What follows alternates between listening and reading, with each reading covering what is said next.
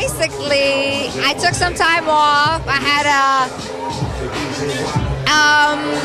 let's say, remove the negativity that was in my life. Vida Guerra went from a girl next door in New Jersey to one of the most searched women on the planet. Born in Cuba, raised in New Jersey, her life changed overnight in 2002 when her FHM lingerie spread blew up so fast the magazine was flooded with fan mail. Suddenly, she's FHM's Model of the Year, popping up on music videos with Nelly and Kanye, landing movie roles, and living the dream. But her life was not without controversy. Her phone got hacked around 2005, private photos came out, and instead of feeling ashamed, she decided to own it, eventually posing for Playboy magazine. Fast forward to today, and she's not just a video vixen anymore, she reinvented herself in a way that nobody saw coming. So, what happened to Vida Guerra?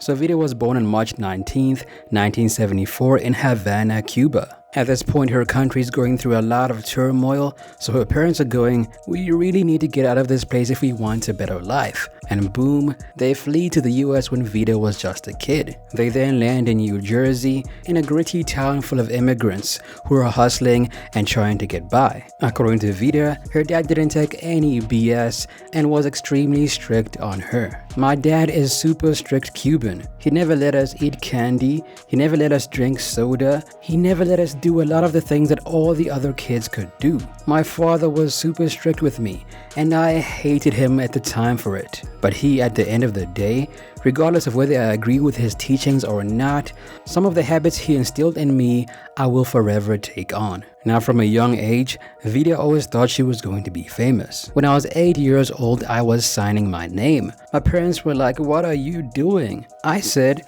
I'm practicing because I'm going to be a really famous model. So, it's December of 2002, and Vida has no idea her life is about to completely change. She's just doing her thing, when out of nowhere, a friend of her ex-boyfriend is like, let me send some of her photos to FHM magazine. And so her photos were sent without her consent. And that became the big spark that changed everything. The magazine hits the stands, and just like that, people are going crazy. And everybody's talking about this new model. It even got to a point where a third of the magazine's fan mail was about Vida. Then the fans are going, we need to see more of her, please, FHM, bring her back. And of course, the magazine listens. They book her for more shoots, and just like that, Vida Guerra is everywhere. So at this point, she's not just a model anymore, she's the model. The magazine gives her their Best Butt award, not once, but twice. And in 2004, they crown her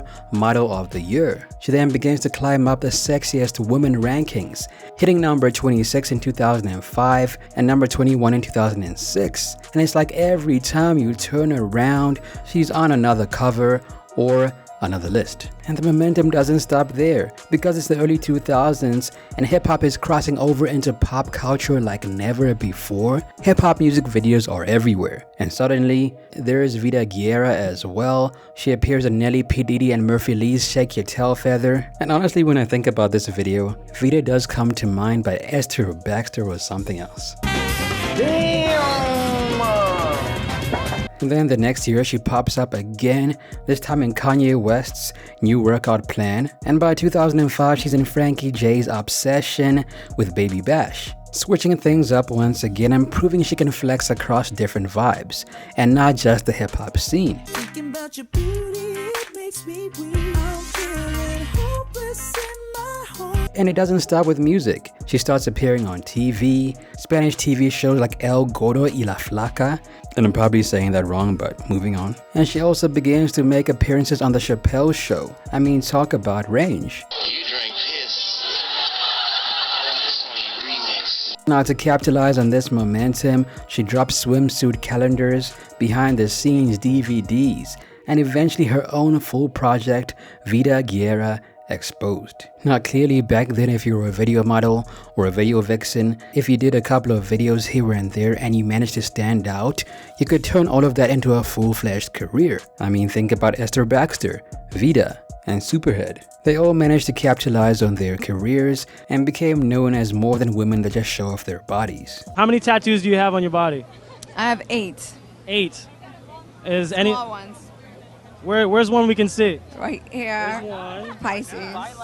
Not just when things were looking amazing for Vida, let's just say she went through a very crazy moment in her life. In April 2005, Vida's camera phone was allegedly hacked and dozens of photos, including some very provocative ones, surfaced online. Now when these photos came out, people were going, I don't really know if that's her because these photos look altered. Now other people were going, maybe Vida and her team leaked these photos on their own to give Vida more visibility and to boost her brand. Now whether this was true or not, it got people talking. And Vida was sitting in a place where her career might be over or it might grow even more. So what does Vida do? She leans into the situation, gains more attention, and begins to take control over her image. She then poses for Playboy magazine in July of 2006 and reclaims the narrative. Now when she did interviews, people were going, so Vida, why did you do Playboy magazine? And she said, I wanted people to see what I really look like without any clothes on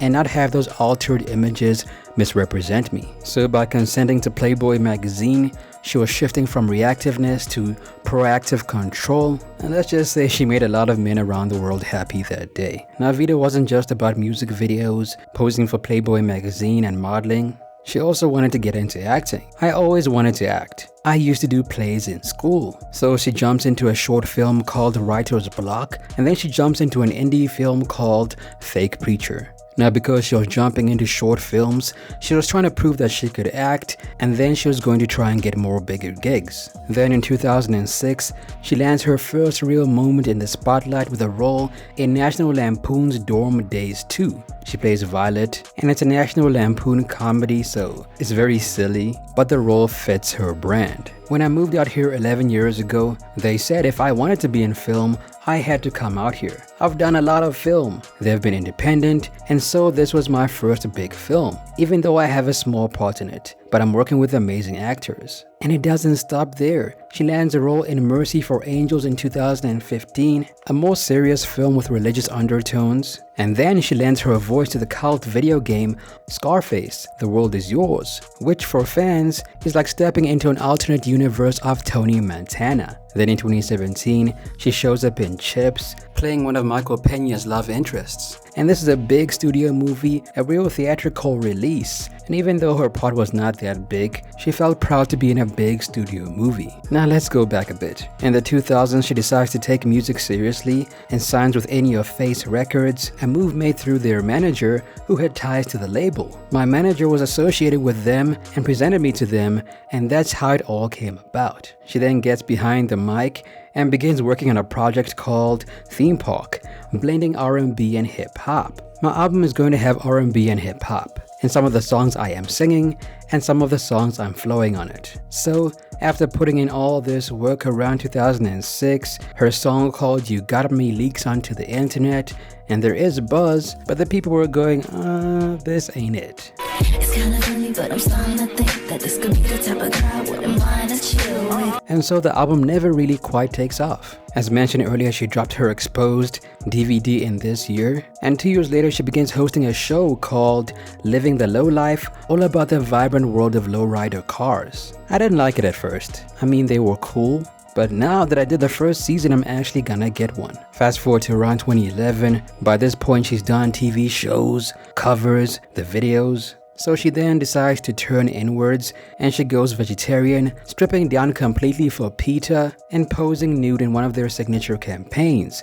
And the tagline read, "Go vegetarian. I feel really healthy," and it works on so many different levels, including the condition of my skin. I watched a video on how animals are tortured, and after that, I couldn't eat it anymore. Around 2012, she lands a role in Philly Brown, an indie drama about a young Latina rapper trying to break into the music world, adding another credit to her growing filmography. So in the 2010s, Vida is looking around and going, okay, Instagram is changing the game. I'm actually getting a little bit older now. So what am I gonna do? So cut to the 2020s and she becomes a IFBB pro bodybuilder. She's still as curvy as ever, but now she has muscles, strength, and more discipline. Currently, as of 2025, she's around 51 years old. She has no husband, no kids, and she's sitting on a net worth of around $750,000. Vida claims to love her age right now. She feels more mature, accomplished, and doesn't think that she needs a comeback because she never really left. That's it for me. It's your boy Ali.